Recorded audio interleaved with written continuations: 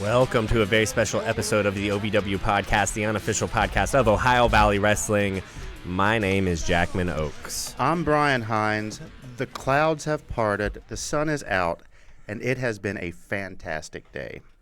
So I guess what we're going to do here, Brian Hines, we're gonna do something that we haven't done in a little while, which is kind of just take a moment, catch our breath, and catch up on what's been going on in and around Ohio Valley Wrestling. There's been a lot of changes recently. Been a great 2025. We're about somewhere between a quarter and half of the way through it. We're midway through the second quarter, yes. And so we just want to take some time and kind of reestablish some talking points about Ohio Valley Wrestling, who the champions are, some of the main storylines, and then, you know, there's some other big news outside of the ring in Ohio Valley Wrestling that we'll kind of touch on as well. That's true. Before that, Tiny Brian, are you on this episode? I am right here. Tiny Brian is with us as always. He's back there. And I guess we'll do, sorry, it's been a couple of weeks. I'm a little out of practice. It is the perfect time for something like this, to take a breath, because I had my own things going on last week. I barely got back to the studio in time. I had some family things going on. Mm-hmm. You were unavailable. I was on assignment. You were on assignment in Nolans. Yes. It's funny, I didn't hear anyone call it that, but that's where I was. Yes. New Orleans, Louisiana. We haven't gotten a chance to talk about that yet. I haven't really gotten a chance to talk to you much at all this week. Yeah, we're 3 days into it, and it's just been one of those weeks, as it often is around here. Yes, as it often is. We should probably take a moment to thank Victor, who did step in for Jackman last week and was the co-host on the show. Yes. Yeah. Shows, yeah, absolutely. Multiple, 2 of them. Dose. The regular one here that you guys are listening to in this podcast feed, and of course the one we do on Wednesday nights on OVW TV. Mm-hmm, that is correct. Fan Zone Live. Yeah, it was you know, New Orleans is fun, man. It's a really, really fun town that it's one of those things, like, I was afraid of it being like a little touristy or a little fake, you know. So it was your first time? It was, yeah. Oh, I've never been. Okay. I was afraid of it, just like any tourist town can kind of get wrapped up in its own publicity. Yes. The difference between a lot of tourist towns in New Orleans is that, like, it was all genuine. Like, it was all, like, the people loved being there. Like, the culture was there. Like, you really didn't feel as if you were a tourist in New Orleans, because it was just so you were sitting and having meals next to people who lived there and paid rent there. You were going to the bars where people are sitting and you know, paying rent in that area. You know, it was, for as touristy as it is, it also really wasn't touristy. It was very genuine and, like, very down to earth and very cool, and great food, great drinks. Oh, I'm sure. Did you run into any people who actually spoke authentic Cajun? No. A lot of interesting accents down there, though. Oh, I'm sure. A lot of interesting accents down there, though. I went on alligator tour. That was interesting. Did you see all the famous alligators? I saw some alligators. They were pretty big. As someone who lived in Florida for about a decade, it's hilarious to me that you would go tour, because, you know, gators just roll up in your cow ponds and your swimming pools and your hot tubs and your bathtubs if you're not careful when you're in gator country. Yeah, it was weird to see, like, a dinosaur up close. Yeah, they are weird. You know, like, just a killing machine. And you're out there in the middle of a bayou, right? You're out there in body dumping country, and you got, like, this dude who just, like, loves his job, driving around on an airboat, which, I mean, is a pretty sweet job. Yeah, I've got to admit. And he's just like, these alligators, they know that we're not in trouble. They know that we're just here to feed them. And I'm like, they do not. No. They do not know that. No. And they do not care. Quick story. Absolutely not. Quick story. My dad was from Florida, and we were out fishing on Lake Panasoffkee in Florida 20 years ago, 30 years ago or something. And my first time in Florida, I was still a teenager at this point. And it's early morning. It's before dawn. We're rolled out there. We're the first ones in the water. That we roll out there up in a cove. Dad kills the engine. He waits about 5 minutes, and he brings out this big spotlight that he carried. And he's like, "Son, watch this." And he just turns it and shines it across the shore. And there's just 100 glimmers back. And he's like, "There's the gators. You see them?" Wow. So they're everywhere when you get into their territory. So was it just alligators? I mean, there was snakes on there, and I saw some really cool birds. It honestly, because I really don't know how to interact with nature other than through video games. It was like being on Pokemon Snap in real life. It was pretty cool. Wow. Yeah. So did you see Crocodile Rock? No crocodiles. Apparently, only alligators where I was at. So, all right then. Sorry to disappoint. I did see Elton John. So you did see later, though. I did see Elton John do Crocodile Rock once live, and he couldn't hit the high notes anymore. It's kind of a bummer. Yeah, I listened to his autobiography a couple years ago, and he says why in the book. I can't remember off the top of my head, but yeah, it was a medical thing. Yeah, it was a good show though. Oh, I bet. It was awesome. All right, is this a podcast episode yet? With the amount of BS? With the amount of unrelated talk. All right. So I think this is the fourth one of these we've done. We did one when we first launched the podcast almost 2 years ago now, gentlemen. Can you believe that? Yeah. We've called them. We used to call these something different. We're going to call them something else now. So this is what we're going to call titles, events, and tales. We used to use 3 different words, and some of those were not great words in the wrestling community. So what were they? I mean, they're still in the feed. I'm not going to go take them down. We used to call it belt shows and angles. Yeah. And it's a little more inside baseball than seems like wrestling likes. So we're going to go with titles, events, and tales. Plus it's TET. So I like. Okay. I don't know. Well, tales implies that we can get off on a tangent and talk about whatever. Like wrestling loves a good tangent anyway. It seems. It would appear so. Yes. Which way are we spelling tails? TALES. Okay. Just wondering. Stories. Okay. Yes. Okay. Yes. I didn't know if there was going to be an animal component to this or not. I don't think so. No, that's illegal in this Commonwealth. All right. So before we hop into the meat and potatoes of this episode, kind of catch up on OVW, let's do the tried and true events calendar. Tell our listeners where they can see the OVW superstars over the course of the summer tour. Summer tour is always a fun time. Always a lot of great action wherever they find themselves. Hopefully they're coming to your town. Brian Hines, where will they be? Well, let's see. Every Thursday, OVW Live at legendary Hotpoint Davis Arena, 6:15 p.m. That is at 4400 Shepherdsville Road in Louisville. OVW Shamrock Slam at St. Martha Parish in Louisville on May 16th. That is... May 16th. Yeah, we want to mention next Friday. Yes, next Friday. Our good friend. We don't want to forget. Jason is going to be there from Perfect Pitch. Yes, that's right. He's going to be doing. He's going to be doing. Have the photo booth there. He'll have the photo booth, and you can get your picture taken with all of your favorite OVW stars, or just by yourself, or with random strangers, or friends that you may have brought with you, or whatever you like. And he will. So it's $15 for that, for what Brian is modeling there with his lovely hand modeling capabilities. It is a photo with a magnetic slip-in frame suitable for attaching to your fridge or whatever else you got that's metal. If you get a star of the OVW in the picture with you, they may need a little bit to join that picture. So don't be surprised if you want AJZ to gnaw on your ear in the picture. You want to give AJZ a little bit for his time. Is that... How much would that be? I don't know. Wait. If he gnaws on your ear and he actually bites part of it off, Mike Tyson style, I feel like that should be compensation enough for him, and maybe you get a little something on the other end. Well, I mean, you probably will sell the bit of ear on eBay, and you guys can split the profits. You're going to make a tidy profit. I think AJZ gnawing on an ear is the new personal time with Mahabali Shira.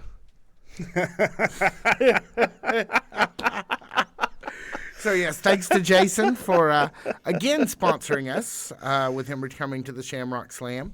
And for our second month with conventionpresales.com, we'll just say quickly, they are with us again for a second month, so thanks to them. Yes, thank you kindly. And but I just wanted to mention that since this is the Shamrock Slam is the event on Friday. Next Friday, where Jason will be. I thought we'd just make sure we mention him here right in this moment. All right. Moving on. We've got the Rumble at the Raceway series, OVW Rumble at the Raceway, Ponderosa Speedway, Junction City, Kentucky, Saturday, May 17th, the following night after Shamrock Slam, June 21st, July 19th, 2025, OVW Saturday Night Special. I think that May 17th one is the one I'm going to end up going to. That's it? Yeah, I think sure? so. I think so. That's coming up then. Yeah. I need to remember to text my mother. She was asking me about it yesterday. All right. I will write that in my notes.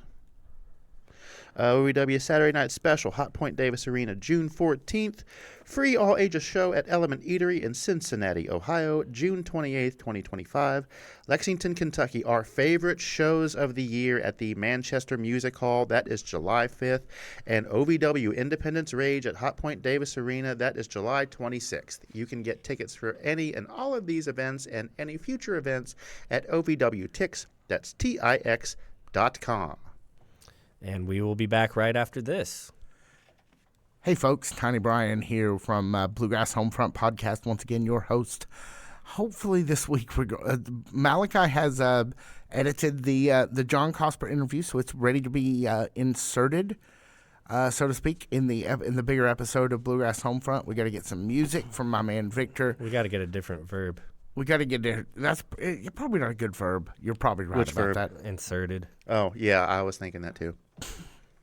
But we are feverishly working on the next episode of Bluegrass Homefront for you. I won't say feverish, but we're working on it. It's in our brains. We need a different adjective.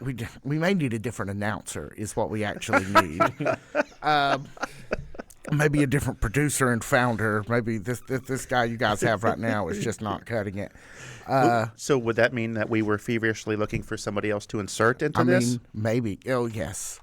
Please, just make sure you get something that will make that easier. But might see some new stuff. Balm. Let me ask you: is there anyone in the audience out here who appreciates a little animation from Japanese sources? I think that shit sucks. Oh well, that's going to be weird. Oh wait, you're right. Oh no, you're right. I'm just saying what. That's kind of your jam, right? In fact, this might put us in an awkward situation later. Yeah, this is going to be some fun tape for later. So I mean, we're already in the middle of this conversation with inserted and feverish. Let's just go ahead and make it really weird. Why not? Well, so anime will do that for you. In fact, we have a token of your anime love right here on set this very week. So I understand you and Malachi have been watching some anime and that you guys have some thoughts. Feverishly. Yeah, the apps. Yeah, I walk in there and there's water. You know, we're there.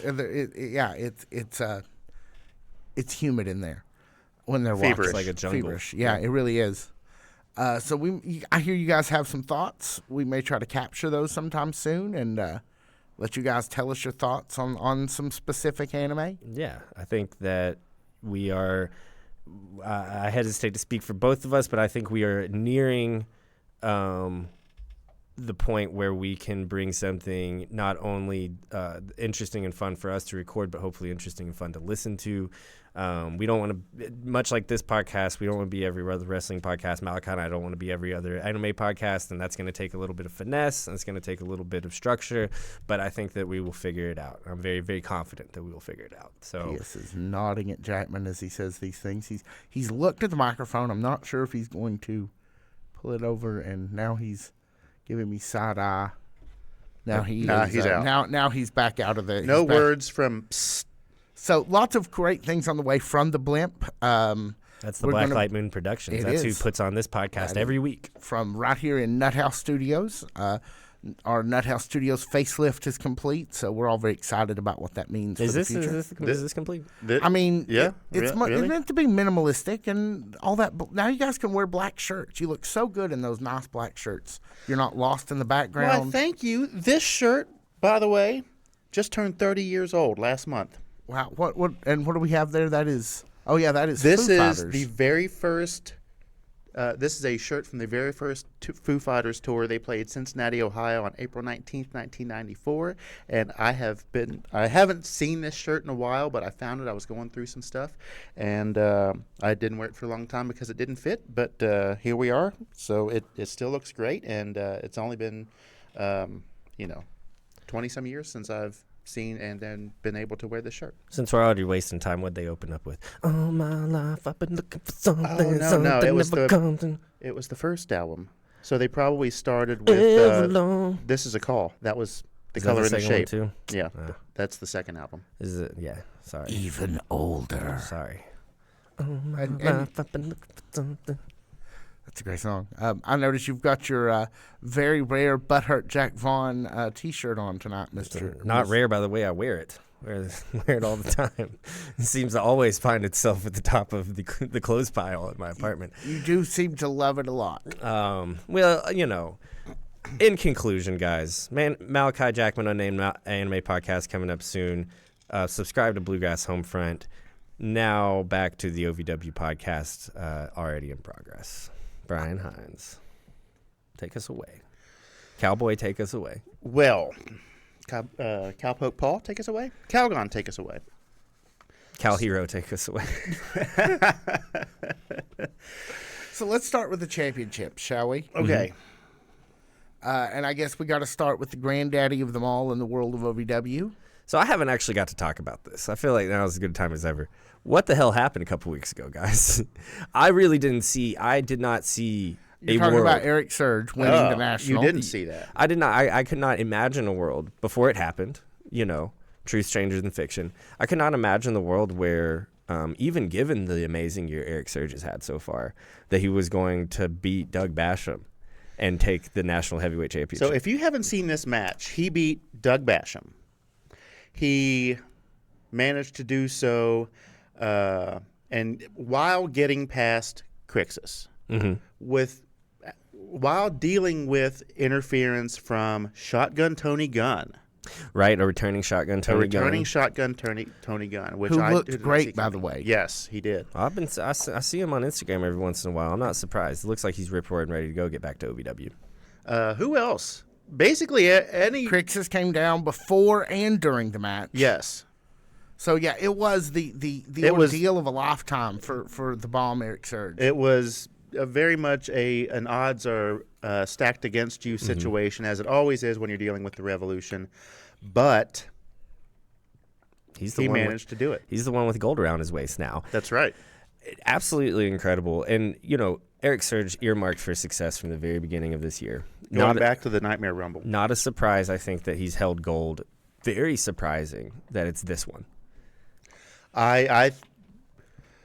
Going into that night, I didn't think that he was going to win. Deep down, I figured that the Revolution, through chicanery and outside interference, would manage to hang on to the title yet again, as they have several times in the past. And you would have been silly not to. Right. Vegas speaking, right? But, if you were putting money down on it. If you were putting money down on it, you put your money on the Revolution in this case. But I don't know. Something about watching it that night, because I watched it here at work. I was in the other room. I had the big screen on, and I don't know what it was. I just kind of felt like a shift in the energy, and I watched Doug Basham come to the ring, and I just kind of had this feeling like, this is the night.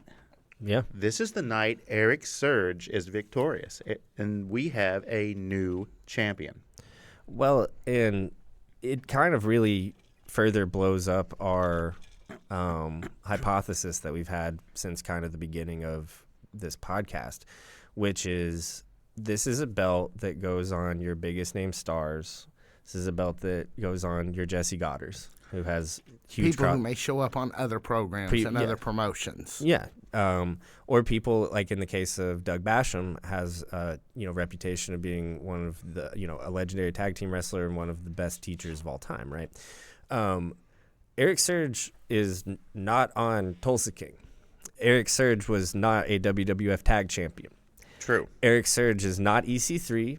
He's not the NWA champion, and he wasn't even on Big Brother. And he's not even on House of Villains. # House of Villains. Eric Surge is just an OVW guy, right? I don't want to say just OVW, but from our point of view, from the point of view of OVW, he's just an OVW guy. Yeah, that's a good point. Like you were referring to Cash Flow and Mr. Spectacular, yes. Jesse Godders, people of that caliber who have been in other things as well. People that are, at Cash Flow, Jesse Goddard's, these are two people that walking down the street are not going to get asked about wrestling. Unless they're in Louisville. Unless they're in Louisville, Yeah. seriously. In which case that would be different. But in terms of that, Eric Surge is just meat and potatoes wrestling. Like blue collar, in there, putting in the work every single day, week after week, and it finally paid off. And I don't think that it would have happened if he really wasn't just so over with the crowd. Yes.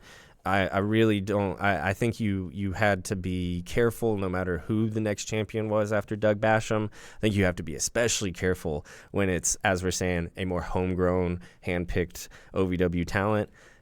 Eric Surge is the full package. He's what you're looking for in that homegrown talent to take the belt off of Doug Basham. And wonderful year for him, and we're only halfway through. Oh yeah, almost halfway through. Does this further validate the importance of the Nightmare Rumble and a good performance in the Nightmare Rumble? Absolutely. Always. Yes. I mean, we've in the time that we've been covering this podcast, the show outs from the Nightmare Rumble are in the title pictures, the big time title pictures for the several months to come. Cal Hero, of course, he didn't end up winning. Luke Curtis ended up winning, but he was still in that title Luke Curtis was in that title conversation all over it. He won the title after the Rumble, right? Right. And Cal Hero had the hour, and he was all over title pictures. He was, yeah. That was my first thought. Eric Surge. And we're going to mention him in the title picture pretty soon. Of course. Eric Surge went the hour here, did the Iron Man performance, and now he's national heavyweight champion. There's no better way to kick off the year than with a huge event like the Nightmare Rumble. And there's no better way to let everyone know who to pay attention to than a great performance in the Nightmare Rumble. That's a very good point. All right, let's move on to another kind of recently crowned champion, this time in the women's division, Sophia Rose. Yes, congratulations to her on winning the women's championship.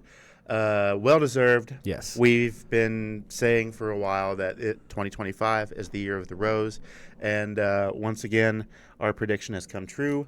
But if you are the champion, that always means that you are going to have a target on your back, and there are a lot of people who want a title shot, want that match with Sophia Rose. And I mean, we saw, of course, J-Rod kind of being unable to let go of her title reign. Going right back at Sophia Rose as soon as Sophia had won the title, right? That's right. That's at Appalachian Armageddon. Right. And, the build to that was absolutely incredible. Yes, it was. For a show that was not on television or at a pay-per-view, like, that was the most white-hot build that I can remember.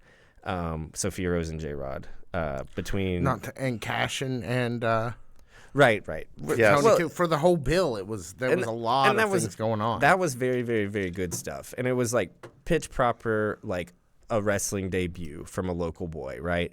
This was just like white hot. It was personal. It was violent. It was brutal. And it kind of seems now like the J-Rod Sophia thing is kind of, we've put it under the rug, right? Yeah, at least it would appear so for now. Sophia won at Appalachian Armageddon in the tables match, but then, and I guess this is kind of hard to cover because I didn't see it when it went up, and it's since been pulled. But that's double crossed from last Thursday. Yes, you actually did see the broadcast or the video, I guess, as it was posted. Yes, it was up for a short time, and without getting into a whole lot of detail, there were some technical difficulties, so there wasn't the whole episode, the whole event, but they did have some key components that made it to YouTube. Hoping that there will be a better edited version that we'll get to see in the future. But my one takeaway from that, and I can't go back and verify this, which I would normally do, but during the women's tag match, Freya turned on her partners.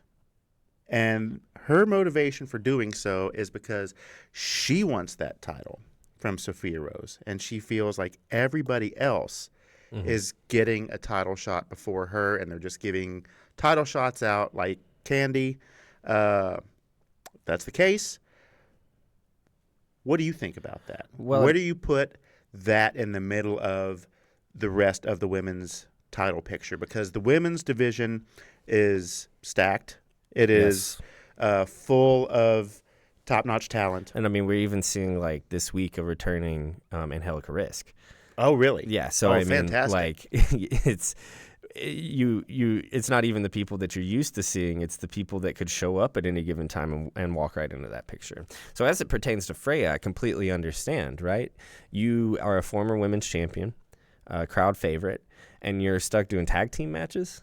Yeah. That's got to be very frustrating. And there's, from a character's perspective, right? From a character perspective, there's always, Or from a human perspective. Well, Freya seems, she's a little bit more equal-headed than her character is, level-headed than her character is, I think. But it's got to be incredibly frustrating. And I think we can.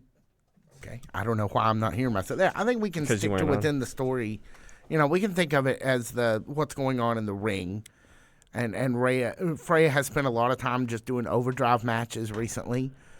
You know, she's been off of Rise a lot. And I think she has every right to be frustrated. You don't piss off the Queen of the North. It's that simple. Me personally, I do not. No, I don't think anybody should. But here we are. And you're also, for what it's worth, pretty much diametrically opposed to like Sophia Rose, right? Like you're cold and calculated, cool, you know, dark hair versus blonde hair. Like Who, me? No, Freya. I like see. just the matchup this early on into Sophia's that matchup this early on into Sophia's reign with the women's title here is just too good to pass up on the poster, right? Absolutely, yeah.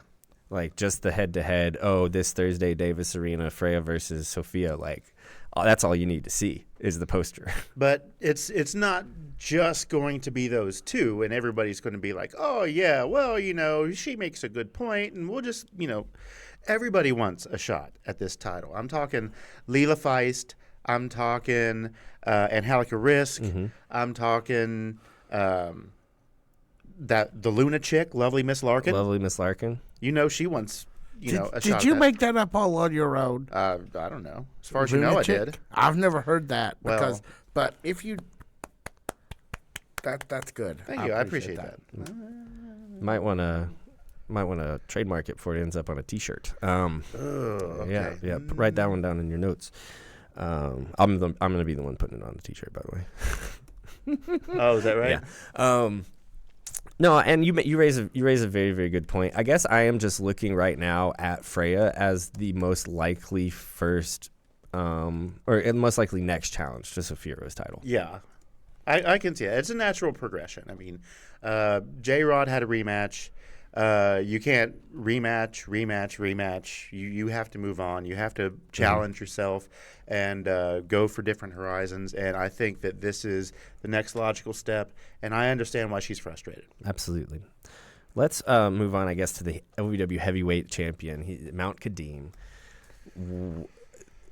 I'll be honest. Let's start here. I don't think that the Mount Kadeem experiment has really kicked into full force until like 2.5 months ago. Yeah. He was a champion. He was always very physically imposing. Like we always were like, man, I've never seen a guy that big with feet that light. You know, like he's always had a presence. There's just something about the last handful of weeks with Mount Kadeem, a little bit distanced from the Revolution, a little bit more in this like power player gimmick, this like businessman gimmick, this like drug lord type gimmick. He needs more mic time. Yeah, and the mic time that he's been getting so far, I think that has been the biggest change. Yeah. It was always, what is this guy, what can this guy bring to the table on a microphone? And, you know, for a while it was just like, you know, I'm a heel and I'm going to win. Something changed. Something clicked. Yeah, and a switch has been flipped. And he started dropping bombs, man. He's got jokes for days. He's hilarious. He's charismatic. He's kind of effortless on a microphone, and that wasn't the case always with him, right? And it makes him scarier. It does. It does. And I really do think that him kind of being distanced from the Revolution has done him wonders. Yeah. We know he's still in the Revolution. We know the Revolution wants all the gold, et cetera, et cetera. But him not always having to share a ring with Doug Basham, a guy who has a ton of microphone experience and a ton of live television experience, a ton of wrestling experience, right? Him kind of being able to breathe and figure it out on his own has added a lot to his character. Yeah, that's really given him a lot of depth, which has made him more intimidating. And he was able to, for me, when he started talking more, breathe a whole new life into his run as well. Yeah, I would agree. And it's the big belt, right? It's the one everybody wants, right? It's the one that is more often challenged for than the national. It's a little bit easier to find yourself in a picture for the OVW Heavyweight Championship, right? That doesn't mean that the OVW Heavyweight Championship is lesser than or whatever. It's just that's the one that's traditionally been on television more. It's the one that's traditionally changed hands more. Sure. And there was a point where whoever took it off of Kadeem wasn't going to be taking a lot with them from his run. That's changed. They're going to take his mojo. He's got too much of it. He can be giving it away, still have too much of it. It seems like, though, the most likely challenger and probably next holder of the heavyweight championship title is Cal Hero. That is what it seems like it's heading towards. They've been going back and forth for quite a while. The last pay-per-view, it was Mount Kadeem versus Cal Hero. So I fully expect to see a resolution to this rivalry at some point sooner than later. But let's say, for the sake of argument, he gets injured in their next match. Mm-hmm.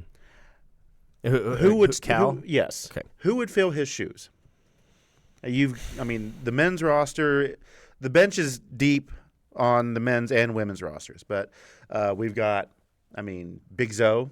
They had a rivalry for a little bit, and I don't feel like we really got the full experience. I would agree. I think Big Zo had a few weeks in a row where he kind of got dealt a bad hand. Yeah, turd sandwich. I'm not going to lie to you. Yeah, Cash will be back at some point. Cash is always right there. Cash is always right there. Crixus is a recent champion. Who's to say he wouldn't, who wouldn't want a shot? Honestly, the only person that has the build for it right now is like Dustin Jackson. So would it be title versus title then? No, I think that I'm just trying to look at baby faces that potentially have the build against it. I would love for it to be someone like Donovan Cecil. That was where I was going to go next. What about Donovan Cecil? I don't know that right now he's got the momentum. Could he get it and keep it and get it, a lot of it very quickly? Yes, absolutely. By the way, he's wrestling in Ohio this weekend. He's doing a Spot Monkey show. Oh, that'll be fun. You going? I'm going to go back to Ohio because I want to see my mom for Mother's Day, but I don't know whether I'll make it. Yeah, I don't know if I'll make it back in time. That explains why my mom was trying to call me. I was going to post on Facebook early Sunday morning, Happy Mother's Day, knowing that it was a week away, just so I could cause panic to people who woke up on Sunday morning and were like, that would have been God. Really Wow. too much. Well, you should probably be. You should probably be in a jail for that. I'll keep that in my shirt pocket so we can maybe use that later. But getting back into it, you've got Jack Vaughn. He's a former champion. It could be any number of people. The big question though is Cal got it on the next on the next attempt, and then if he doesn't, do you move on? Is it someone else's time for a rivalry against Malkadim? Do I think if during their next meeting, Cal would come out on top? I can't say because anybody can beat anybody on any given day. Cal is more intense. Mm-hmm. He's very intent on beating Mount Kadeem and winning and gaining the championship. But you don't know. It's possible he could, especially now that he's worked the standing O into his finishing repertoire. And I mean, I've said it before. I don't think I'm even really being, what's the word? Whenever you are being obtuse. Hyperbolic? Yeah, I don't think I'm even being hyperbolic when I say that's like the best finisher in pro wrestling, like one of the best finishers in pro wrestling this day to go. It's pretty impressive. I'm not gonna lie. So it's designed by a guy about Cal's height, who's been around and was looking for a kill shot on an opponent of any size. Mount Kadim is that opponent, right? Yeah. He's that opponent of the biggest size that you could imagine. And I think that ultimately that will be what happens, is Cal Hero will end up falling Mount Kadim with the standing O. But then, like, water's wide open for Cal Hero. Like, where does Cal Hero go after that? I mean, I guess you have people coming out of the woodwork. Jack Vaughn, as you said, is right there. Anybody that's held a title before is going to want a little bit of that fresh blood in the water, right? Yeah. But I think the world's wide open if Cal won, the world is wide open, and that's like a really it's an interesting proposition, right? Yeah. I'd kind of like to see Mount Kadim keep it. It's a good problem to have. It's a good problem to have. That's true. I'd kind of like to see Mount Kadim keep going, though. I've come really 180 degrees on his title run. It's been a good one for sure. I've had a blast. So Loud and Lawless are our tag team champions. That's correct.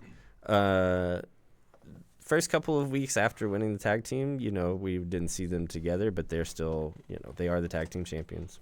Mm-hmm. They know each other extremely well. They've taken to each other very quickly. True, but on the last episode of Rise, they fell to the trifecta. Interesting. But it was a non-title bout. It was a non-title bout, but Who were the two they had in from the trifecta? Katina was the manager. Katina was outside. Okay. Which as a group, as a unit, it totally worked. I'm gonna be 100% honest. That's the way to go. Beretta and Adonis as a tag team. Yeah, they made a great tag team. That's the way to go. Seamless. It felt like they'd been doing this for 10 years, 20 years, but that wasn't the case. But they had a very, very good match, a very strong showing against Loud and Lawless, and were able to squeak out a win without interference. Yeah, it was pretty much straight up 2-on-2, and they came out on top. Jake Lawless was almost able to break up the pin, but Adonis rolled over him, preventing him from making his way to save his partner. No, that's 100% the way to go, is have all three of them with the ability to wrestle if we're trying to get into the tag team division. Right. Beretta and Adonis, man. Yeah. Like, that's a great tag team. Katina's great at crowd work. Katina loves being on the outside cheesing. It was a really great fit for him. So, that just makes perfect sense. We have a clip where they literally put Von Rocket in the corner, face, head over the first rope, and Katina turns around and shakes his butt at him. It's a pretty good. He shakes his tail feathers. Yes, he really does. Yeah. And spoiler alert for FanZone Live in a few minutes. That same match is happening at Davis Arena tomorrow for the championships. Oh, well. Spoiler alert for a few minutes ago. Yes. Thank you. Psst. Yeah, he's the keeper of the time. Okay. That's true. Right. We do the episodes after. Okay, yeah, fine. So he's producing you while we're doing this show live. That's nice work. Good heads up ball, man. I appreciate it. Way to keep him straight. So with that being said, outside of I could honestly, while we're on the subject, I could see them taking the titles off of Loud and Lawless tomorrow. You think so? I mean, yeah. And that's not, I don't know I never know nothing. You know what I mean? That just seems too ripe. It just seems too ripe. Well, you're not wrong. I don't disagree. But for the sake of argument, let's assume Loud and Lawless retain. Okay. We have a lot of teams. We have a lot of horses in this race. It was Derby last Saturday. Yeah. So it's not just the trifecta. It's not just Loud and Lawless. You've got Only bros. Right. I was going to say there's no one more in the last half of 2025 that I would like to see up in the title shot than the team of Boy Toy Troy and Star Player Prime. Yeah, you and me both. They're a couple of great young guys. They've been on fire the last 6 months or so. I would absolutely love to see an Only Bros title run. Star Player Prime, I've said this before, man. I don't even really care if I'm wrong. I don't think I'm wrong. I might even catch flack for it. Star Player Prime is so sneakily athletic that he might be the most athletic person on the roster. He's ridiculously good. To see somebody do the kip up like 3 or 4 or 5 times in a row, I hurt myself getting up off the floor. Yeah, no, I mean he's just got a very, very interesting skill set, and it's in his legs for me, man. Yeah, Like he never stops moving his legs. When he's selling, he's always like kicking. He's got a lot of energy, and he uses a lot of energy, and there's something he's cooking, man. He's got something going, and they're so great as a team. They're a true life friendship. You know, getting to carry that over into a wrestling ring is always going to create some magical moments, and the Only Bros are great as a team as well. that's true. But that's not the be-all, end-all of the tag division. You've got Leo Fox and AJZ. I was going to say, if it's not the trifecta, I think we got to move forward with Leo Fox and AJZ. I think that they're a wonderful tag team. They are a wonderful tag team. They're as solid as they come. Leo Fox is great on the mic, a fantastic heel. But it doesn't stop there. I mean, Omar Amir could recover from his injury, and Beaches and Cream are right back in it. You've got Los Desafios, Maximo Suave, and Hoda Peso. And they never lost it. True. They never lost it. They had to surrender it due to injury. Yeah, so you have, potentially a returning Omar Amir, like you said, a team who had never lost it, and then equally a team just as hungry to be there and a team that's never won it. Los Desafios. That's true. Who else do we got? Well, and I mean, any time it's not uncommon for OVW to overnight create a tag team and have massive success with it. Just like Tuss and Chains. Yeah, that's exactly where I was going. They could still be in it. TW3's been around lately. Donovan Cecil, the Mammoth, is still out there week after week. Yeah, and we know that those guys probably won't miss a chance to tag with each other. We know those guys have a lot of love for each other. Absolutely. They sure do. I think that's kind of the most open-ended title right now is the tag titles. But, and again, I don't know if this is like a prediction necessarily, but I've got a wild hair that the trifecta could beat Loud and Lawless. I mean, I don't disagree with you, but I was just playing devil's advocate just for the sake of argument. If the trifecta don't get the job done tomorrow night at Davis Arena, we've got a whole other people who could. Yeah. I guess is the point I'm trying to make. 100%. Talking as we're moving forward and talking about title shots and title pictures that are kind of hard to predict, I don't know where Dustin Jackson is going to go with the media championship. That's exactly what I was thinking. We were getting to him next, and it's like, who would it be? His biggest rivalry as of late has been Doug Basham. Right? 100. Yeah, no, and I mean, do you see Doug Basham being the Country Boy media heavyweight champion? I don't think so. No? I think he's got his eyes on bigger prizes, But then again, maybe, he's just like lost a leather festival? Maybe a leather party. Who knows from a character perspective, right? You just lost gold. You're probably grasping at straws. You don't know where else to go. You don't know what else to do, right?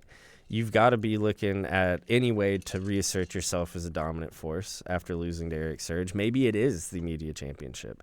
I just think that Doug will probably always concern himself a little bit more with the 2 higher belts on the hierarchy of belts. But I could be wrong. That's true. And honestly, I could see for a nostalgia run, maybe a face Doug Basham at tag team would be really cool for a lot of people, a lot of fans. Who would he team with? I don't know. It kind of depends on if he ever turns face and how that cracks out. If he's on the outside of the Revolution, or if he takes someone with the Revolution with them. But I think that you could do it with a Dustin Jackson type. I think you could do it with, any of your kind of that variety of hot baby faces that you have. Speaking of the title picture, we did not forget about Showtime Shanklin and Iceman Justice Davis, because they are right up there at the top of the class with the young superstars. Definitely. And don't count them out, folks. Those guys have had come on, man. Those guys have had a fun little year so far and have really been able to pick each other up in spaces where they were lacking. True. Yeah. I think you guys didn't talk enough about Los Desafios. I know they came up briefly, but I'd love to see them get an opportunity to actually carry those titles for a while. Oh, I don't disagree. I'd absolutely love it. Hoda Peso, former champion. Has Maximo held gold? I don't think he's held in gold OVW. Not in OVW. Not in OVW. So all the more reason. Yes. To insert them into the picture. And, I mean, there's no reason not to. I love that team. I love their chemistry together. I love the dancing part of every match. That's probably my favorite part. But on the subject of the media championship, though, I think it's Tony Gunn. Ooh, good thinking. That is very good thinking. He's returned. He's been there before. He thrives, to be 100% honest with you, in that mid-division belt conversation.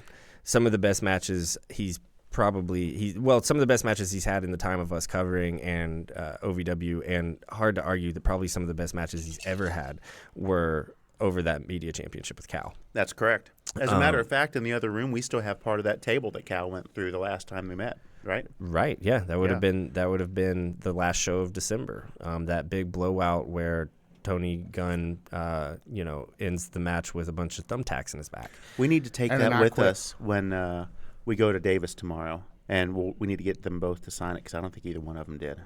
It doesn't have a signature on it? I thought it had. I thought it had Cal's. Does it? I think so. Okay. Yeah, I think one you're way right. or the other. I'm pretty sure Tony will be there tomorrow, so we should get that done. I see. Note to self: bring broken table. And I hope that Tony Gunn is still got a ton in the gas tank, because he was rolling at the end of last year. He was absolutely rolling. It's been a few months since we've seen him back, but he's back now, and he was absolutely on fire. I hope that he brings that same amount of intensity and that same amount of craftsmanship to wherever he finds himself. But I think Dustin Jackson could use a little bit of that intensity and that craftsmanship that Tony Gunn left with last year. Yes. Just in terms of them meeting together in rivalry, having an angle together. Like that the more I talk about it, the more I'm convinced that's the move, right? I could see that. But, I mean, the men's division is full of all different people. It could be Evil Z. It could be Jay De Niro, now that he's out on his own now. That's true. Let's touch on that for a moment. The thing that had been on the tip of everyone's tongue for so long was solo Jay De Niro. That's correct. Is there any finality between Tony Evans and Jay De Niro as of right now, or are we going to keep moving forward with that? I haven't really seen. They've both kind of done their own things. Tony Evans seems to have drawn the attention of Cash Daniel. Of course. And Jay De Niro is off doing Jay De Niro things, probably with the Jay De Niro Shoe Appreciation Society. Did you get an invitation to that? No. Have you seen my shoes? Oh, okay, that's right. I have a feeling that Jay De Niro and Tony aren't exactly out of each other's hair yet, but I think something that might be more likely is Jay and Cash versus Tony and a new Jay De Niro type. Really? Yeah, Tony's not going to be solo for too long. He's just not. He's too fun with someone to bully. He hasn't really gotten a square pin in God knows how long. Like he's gonna need somebody out there on the corner for him. And I think that you're gonna continue to see Cash on television, and we know that he trained with Jay. We know that he's friends with Jay. We know in storyline even he came out to help Jay. True. And Jay's an old hand. Jay's been around a long time. Tony's been around a long time. You get Cash mixing it up with those guys in ring where he's going to be present and, in action, but not necessarily have to wrestle a full match or, have the psychology to call a match or he's going to be there and he's going to be around people who can make him look good and keep him looking good. I think that we'll probably see I think we're going to see more of Cash Daniel in the Jay De Niro, Tony Evans story. Having said that, I don't know who Tony Evans gets to replace Jay De Niro. That's a good question. I don't know. And this is just a wild guess too, but given what we know about the character of Tony Evans, why would he not find a replacement Jay De Niro? I can't think of any reason why he wouldn't. He's not going to start, praying twice on Sunday out of nowhere. You know what I mean? He's going to continue to just be Tony Evans. And guess what? Good for him. He should just continue to be Tony Evans because he's going to have a job at OVW for as long as he wants it. Yeah. Because he's very, very good at what he does. He's very, very Tony Evans is very good at being Tony Evans. But back to, I guess, the title pictures you mentioned in conversation earlier, Star Rider and Evil Z, and they've been all over Super Z's case. I don't know how much. Obviously, so Star Rider is now the Joker, and I feel as if that kind of marries Star Rider and Super Z together for a long, long, long time. Yeah, I don't see anybody else interjecting themselves or inserting themselves feverishly into this conversation. It's going to be those two for a good long time, and I'm here for it because honestly, for my money, this is the most interesting and entertaining storyline I've seen in probably the last I don't know how long. To see Star Rider, who 2 years ago was kind of palling around with Manny Domingo, and well, he was just part of the Rush division. He was just sort of folded. Well, they into were kind of a unit. Yeah. Yeah, they were friends. And Orion, before he changed his name to Orion. Right. Going from that, when we started covering OVW, to a menacing presence like the Joker and all of the things that have gone on in recent weeks, it's probably the best character development, for my money, in my opinion, over the last 6 months or so. And I would like to note that Brian Kennison hasn't been the same after he was kidnapped. He has been a little Healy Dan. You might be onto something there. That he has been different since that moment. Oh, I know I am. I'm onto something. Hindsight's 20/20. Could this possibly also tie into my guess that Star Rider is in the recruitment phase of his? That also tracks with what you had said the last time we were together. You said that his match seemed like a recruitment, and I didn't really catch what you meant at the time, but now that we're back in this conversation, I totally get what you're saying. Yeah, the cajoling afterwards, the petting. Yeah, it just seemed a little familiar, right? Yeah. And no, you rightly right to say that Brian has been a little different since he was hanging out with Star Rider. Yeah. Yeah, no, I mean, I think that Star Rider could be building toward a stable of his own. Again, being a part of the Revolution is great, but we've seen some of these guys really, really be able to breathe as they distance themselves from the Revolution. Yes.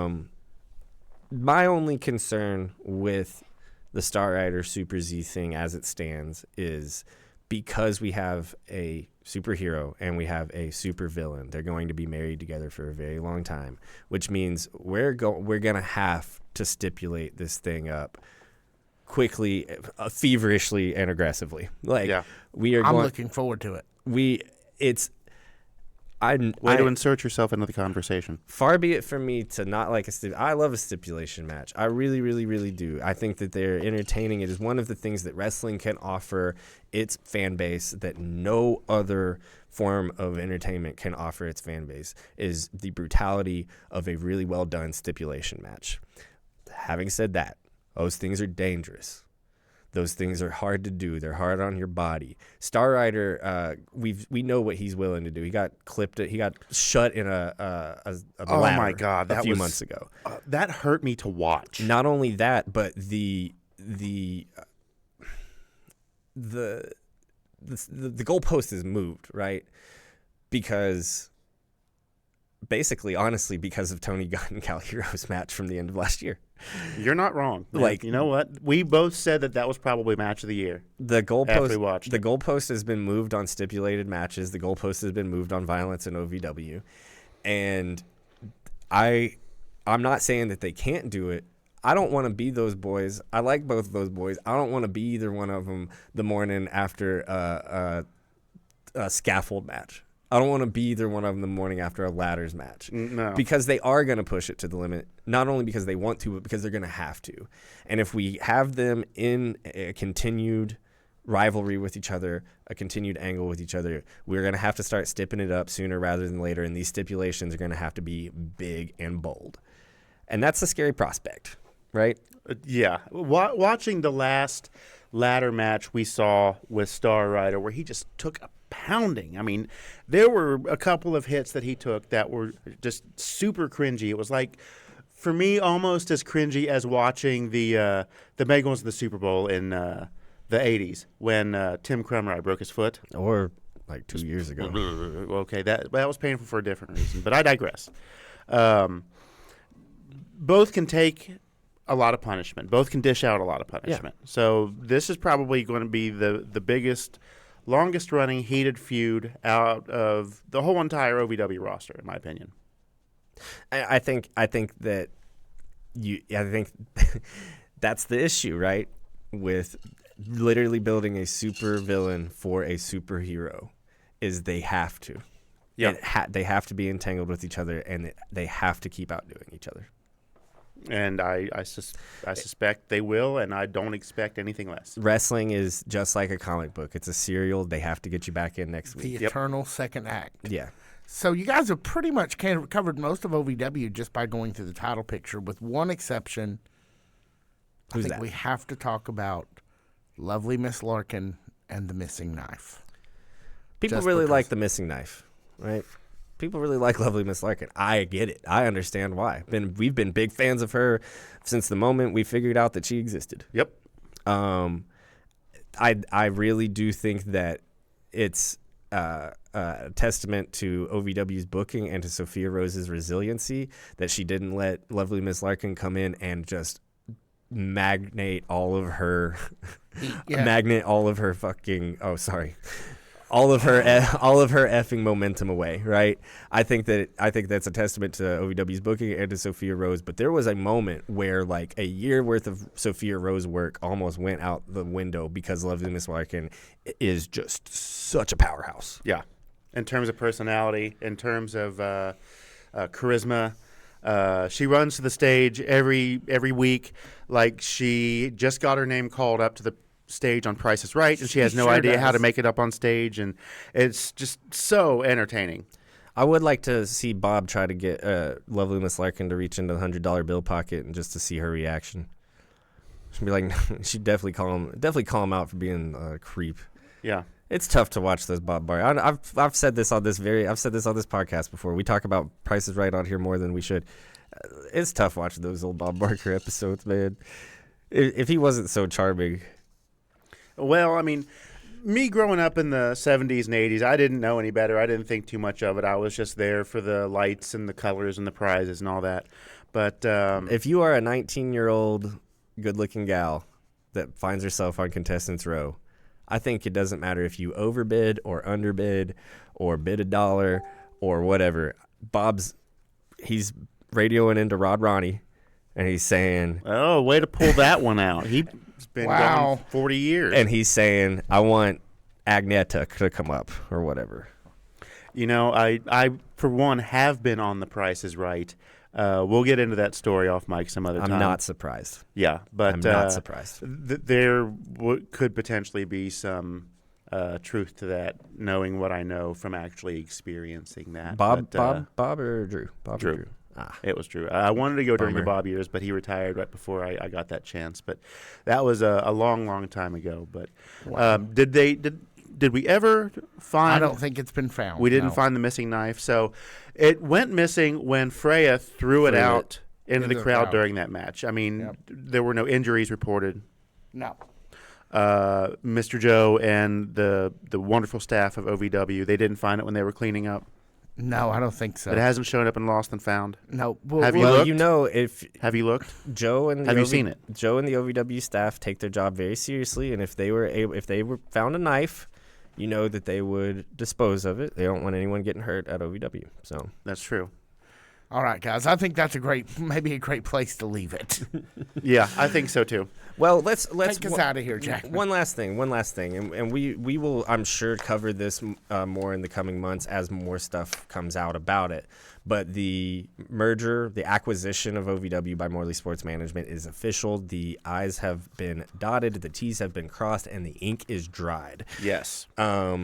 We really only know about as much as any OVW fan knows about Morley Sports Management when we've said it all here. And it's all out there, pretty easy to find on the internet. Yeah, that's about it. It does seem, though, from the people that I've talked to, and even when we had Al on, that there is an air of optimism around OVW that maybe wasn't there under previous investors. There is a new energy Yes.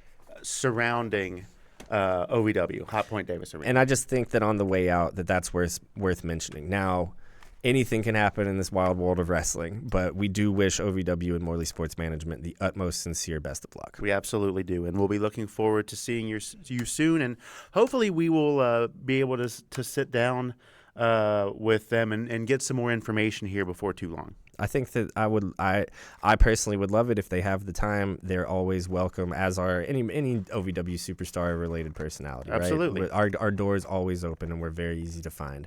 We've got Fan Zone soon. So for all of us here at the OVW Podcast, my name is Jack Oaks. I'm Brian Hines. For Malachi P.S. Woodard, for Tiny Brian K. Woodard, for Victor Anderson, and all of us at the Blimp, thank you. Love you. See ya.